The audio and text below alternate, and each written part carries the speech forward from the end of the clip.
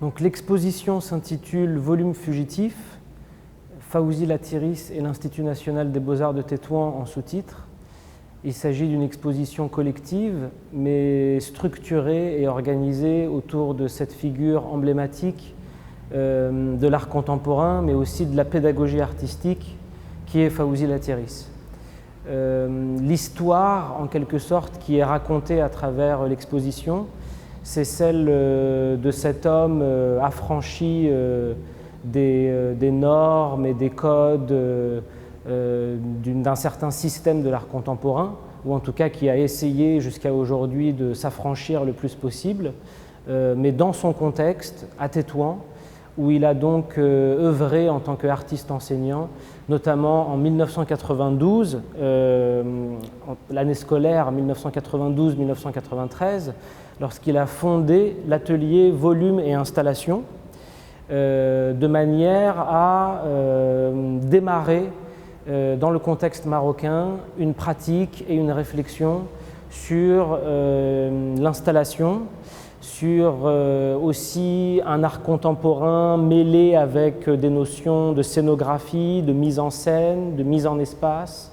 d'une certaine manière aussi on pourrait dire de design, mais un design un peu bizarroïde, ou en tout cas une notion du design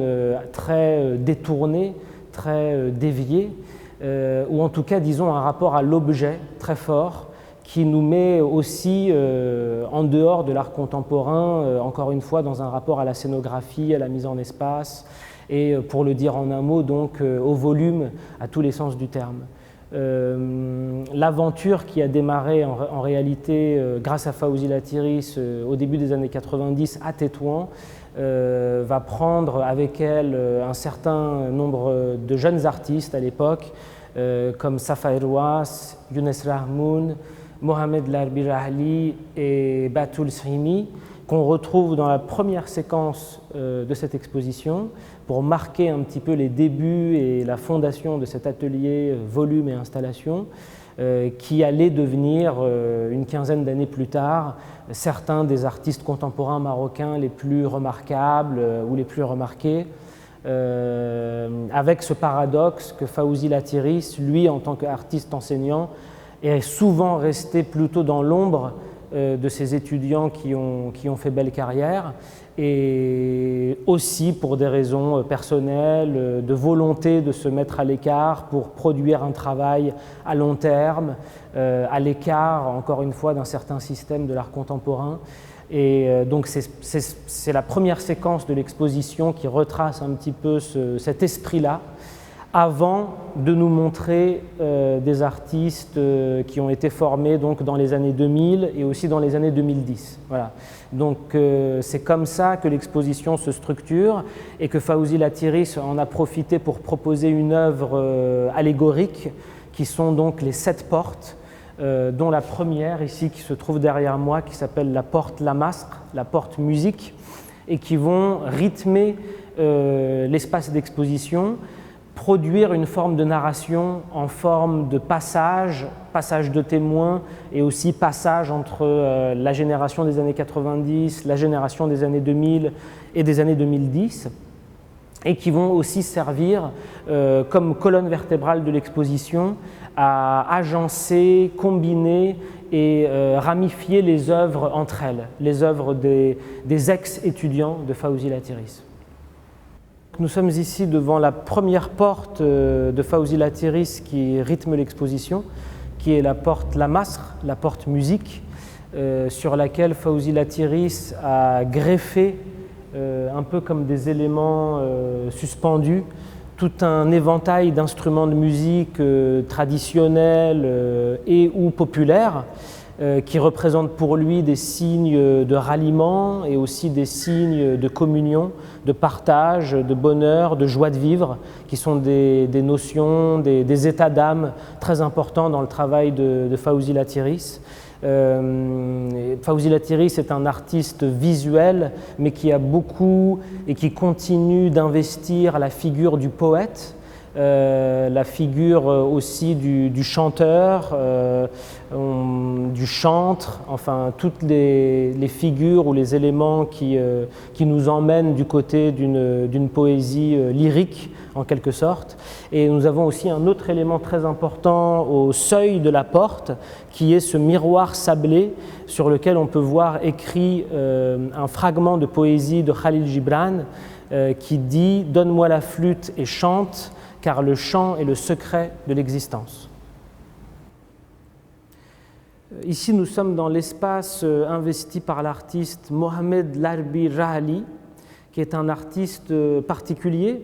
étant donné qu'il n'était pas un étudiant officiel de l'Institut national des beaux-arts de Tétouan, mais plutôt un électron libre, quelqu'un qui a fréquenté l'école assidûment dans ses marges, mais aussi au cœur de l'atelier volume et installation de Fawzi Latiris, dont il était devenu en réalité l'assistant technique avant de se former lui-même en autodidacte, mais accompagné par ses collègues de l'INBA à la pratique artistique. Alors c'est aussi une figure très particulière puisqu'il a conservé dans son travail et dans sa pratique visuelle tout son héritage de marin-pêcheur et tout son amour profond pour les paysages du détroit de Gibraltar et plus généralement un espèce de cosmos méditerranéen. Les éléments comme le filet de pêche, le poisson, le bateau peuplent son imaginaire et qui viennent souvent se combiner avec l'univers de l'astronomie, donc du pêcheur qui doit se soucier aussi des intempéries et de l'alignement des planètes en quelque sorte pour réaliser son voyage comme il se doit. C'est quelqu'un qui ne construit pas des objets en tant que tels, mais plutôt qui agence des espaces, qui développe une œuvre finalement très sensorielle, très physique, qu'on traverse à travers des sons, à travers des micro-détails qu'on découvre au fur et à mesure, qui s'agencent comme dans un cabinet de curiosité et qui rappelle en fait sa maison à Tétouan où il habite, entouré de tous ces objets qui sont en quelque sorte à peine plus organisés que ce qu'on peut trouver chez lui quand on lui rend visite. Et c'est aussi quelqu'un qui cultive le paradoxe de parler vraiment à l'enfant qui est en chacun de nous, mais à travers des codifications et des symboles très subtils et très précis. Donc c'est à la fois l'enfant qui est en nous, mais à la fois l'érudit en quelque sorte qui serait capable de venir décoder ces systèmes cosmiques, planétaires et très souvent ésotériques. Donc ici, nous sommes devant l'œuvre de Batul Simi, encore une artiste de la génération des années 90 qui était là dès les débuts de l'atelier volume et installation. Une œuvre qui s'intitule Tajdikt et qui en réalité ne date pas d'aujourd'hui mais de l'année 2000, au moment où Fawzi Latiris et ce premier groupe d'étudiants s'étaient réunis autour d'un projet intitulé « L'objet désorienté au Maroc », une exposition qui avait fait date à l'époque avec son commissaire Jean-Louis Froment et qui s'était tenue non seulement au Musée des Arts Décoratifs de Paris, mais aussi à la Villa des Arts de Casablanca, sous la direction de Sylvia Belhassan. Et à cette occasion, Batul Simi avait construit cette installation qu'on pourrait considérer comme un mix de peinture, de sculpture, ou en tout cas quelque chose d'hybride, uniquement composé à partir d'éléments organiques, malgré les quelques tissus qui habitent le centre. Et donc, elle a réalisé cette composition chromatique à l'aide de soufre, de piment et également de sucre, ce qui donne à l'œuvre une qualité parfaitement organique, y compris au niveau des fourmis et des insectes qui peuvent parfois venir s'immiscer en raison du sucre qui macule l'installation, comme vous pouvez le voir. Et c'est un signe aussi d'un moment particulier dans la trajectoire de ces artistes de Tétouan, notamment à travers la question du travail au sol, et des installations au sol qu'on va retrouver dans le travail de Younes Rahmoun, qu'on retrouve dans le travail de Fawzi Latiris dès les années 90 avec ses compositions de carrelage peint et sculpté. Le travail au sol représente à l'époque une alternative au mur, à la frontalité, à la verticalité, à l'idéologie occidentale du white cube qui domine les esprits évidemment à ce moment-là. À la fois peut-être une inclinaison locale à se retrouver ensemble, comme par exemple s'asseoir au sol, avoir une discussion par terre sur un tapis ou partager un repas, et donc aussi une vocation de l'œuvre d'art à évoluer avec les mouvements du spectateur, à habiter l'espace d'une manière qui puisse aussi rappeler l'espace public ou en tout cas réunir les spectateurs d'une autre manière que simplement dans un rapport frontal avec une œuvre d'art qui ne se donne à voir que debout, mais travailler aussi sur ces notions plus dynamiques comme les installations au sol. Nous voici au milieu du Musée des ouvriers, une œuvre conceptuelle réalisée par l'artiste Mustafa Akrim, dont le travail est déjà un peu connu, notamment autour de la question justement du monde ouvrier, de l'espace public et aussi du matériau béton qu'il a utilisé depuis ses débuts. Un matériau également exploré par Fawzi Latiris au tout début de ses études en France à l'École nationale des beaux-arts de Bourges, avant que Fawzi Latiris revienne à Tétouan où il commence donc à enseigner en 1992. Mustafa Akrim est un artiste qui représente la génération des années 2000 et avec cette œuvre conceptuelle qui crée un musée imaginaire mais à la fois bien réel, nous permet de questionner aussi le rôle de la muséologie et la conception du patrimoine qui peut s'élaborer aujourd'hui au Maroc. Évidemment, le fait de mettre les ouvriers à l'honneur a aussi une connotation tout à fait politique. La figure de l'ouvrier,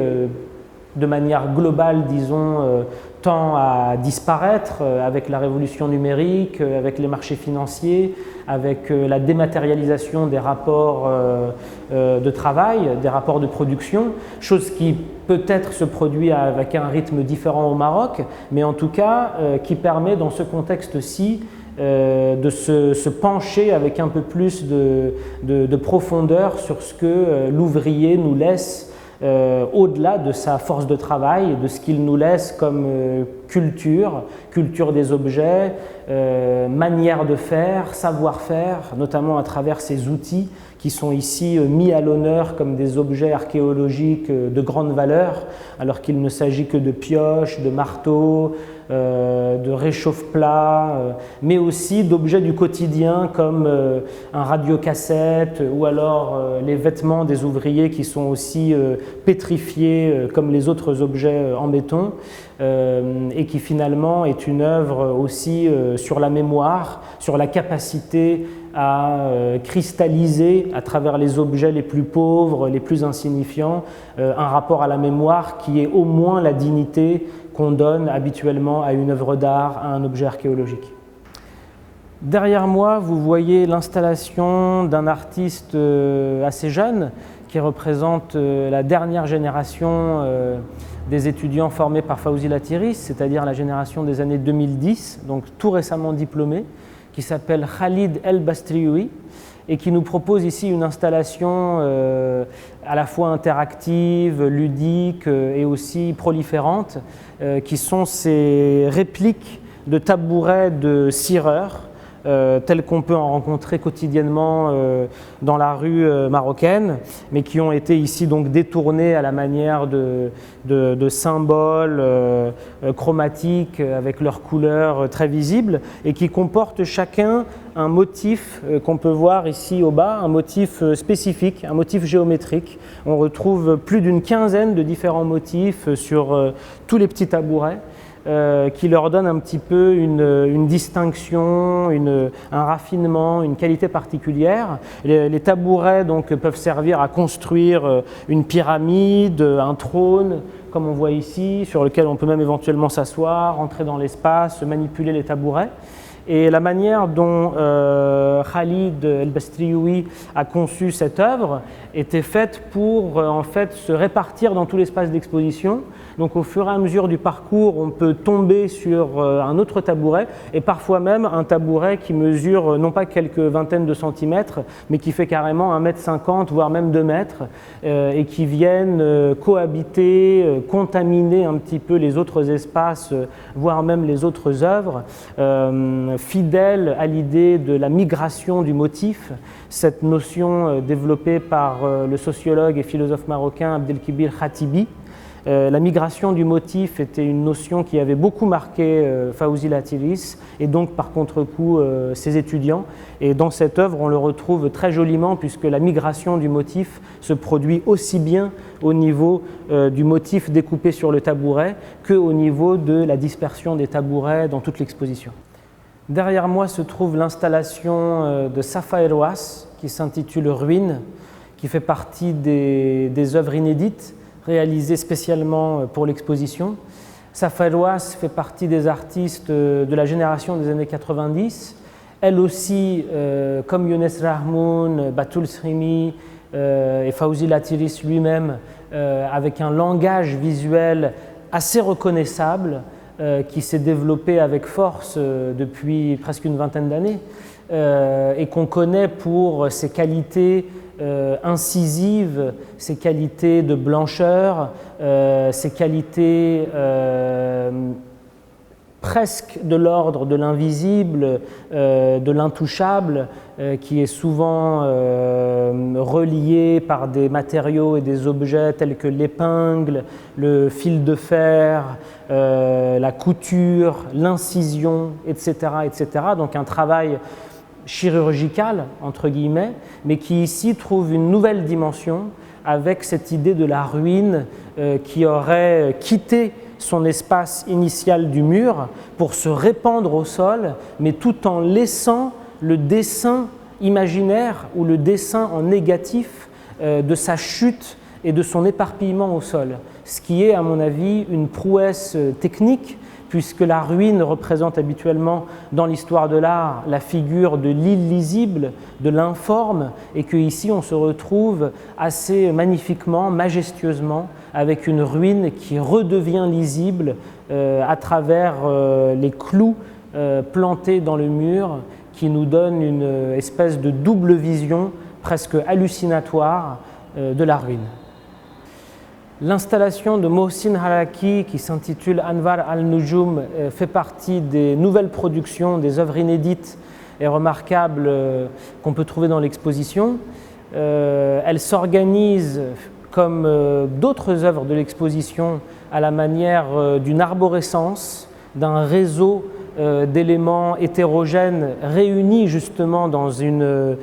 généalogie, une forme généalogique. Il s'agit en fait de tiges de fer qui maintiennent en suspension et dans un ordre dispersé des pierres vernies et sur lesquelles sont inscrites des repères géographiques, des méridiens. Là encore, toute une conception cosmique de l'espace et aussi finalement une conception cosmique de l'histoire,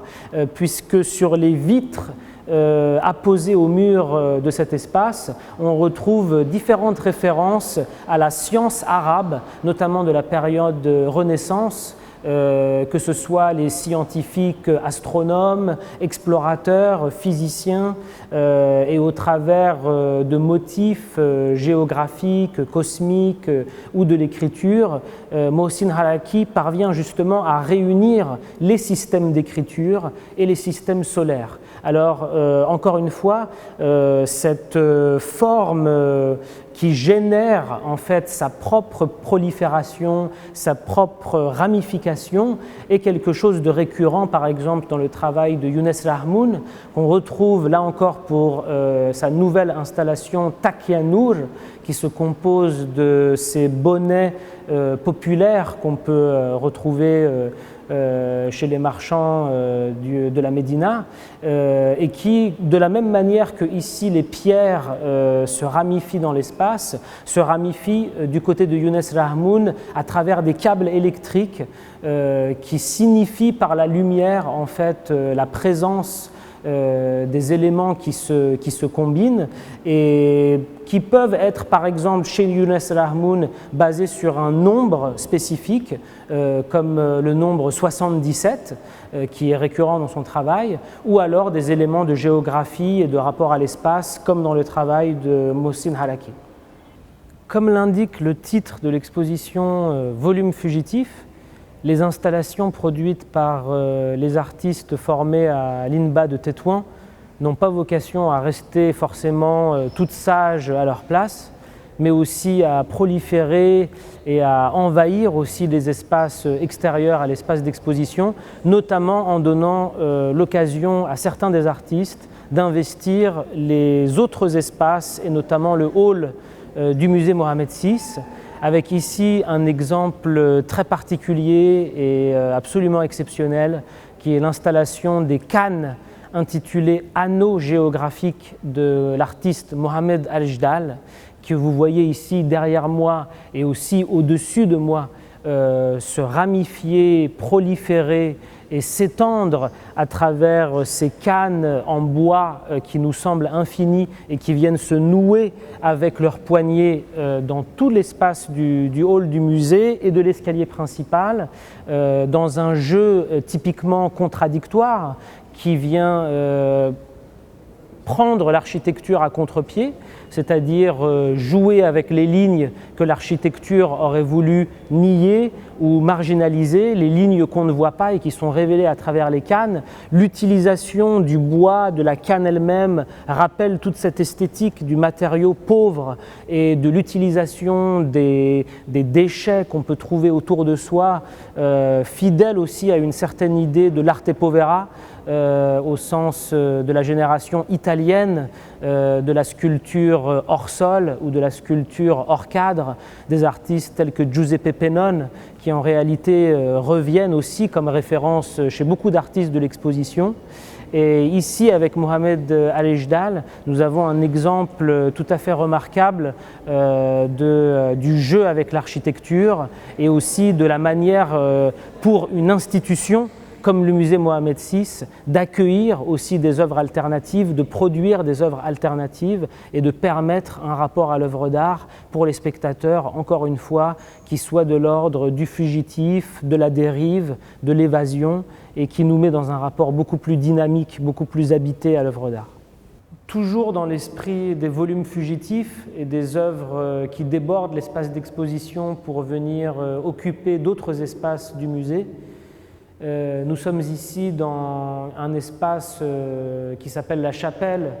dans les collections permanentes du musée Mohamed VI et qui a été investi par Fawzi Latilis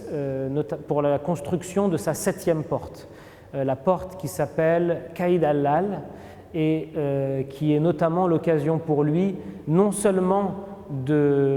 d'illustrer avec un talent incroyable son rapport à l'architecture, mais aussi toute sa réflexion qui dure depuis plus de 20 ans sur les figures du sacré.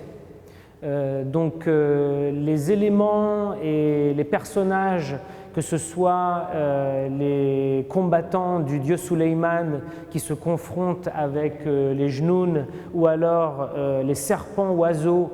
qui cohabitent avec les figures du Bourak, viennent cohabiter et coexister autour de la porte principale, un peu à la manière d'une architecture baroque. On peut penser aux églises chrétiennes baroques siciliennes notamment, mais avec toute une iconographie et une symbolique qui, elle, appartient plutôt au monde musulman et qui réunit de manière universelle, syncrétique, des savoirs, des corpus iconographiques et religieux que habituellement on ne retrouverait pas dans le même espace. Cette idée d'une architecture qui ne repose finalement que sur des éléments de suspension et un seul élément matériellement présent qui est la porte fixée au sol est aussi dans le travail de Fawzi Latiris depuis déjà longtemps une réflexion sur le modernisme occidental, la question de la sculpture en mouvement ou de la dynamique des formes qu'on retrouve chez les artistes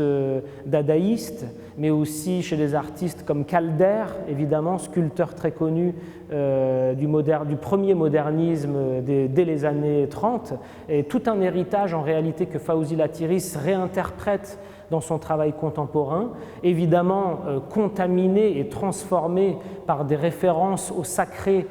qui mêlent la tradition islamique avec des sources davantage ésotériques et qui nous donnent encore une fois l'opportunité de réfléchir un peu à la manière d'une communion, même si la communion est plutôt celle des spectateurs que des pratiquants ou des religieux, mais dans un rapport tout à fait détourné, ironique,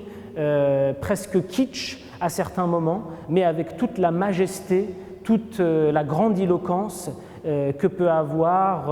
le recueillement dans un lieu sacré, transporté dans l'espace du musée et qui s'expérimente à travers des points de vue multiples qu'on peut occuper réellement d'un centimètre à l'autre. L'installation évolue, l'installation se transforme et nous offre une dimension nouvelle à chaque déplacement.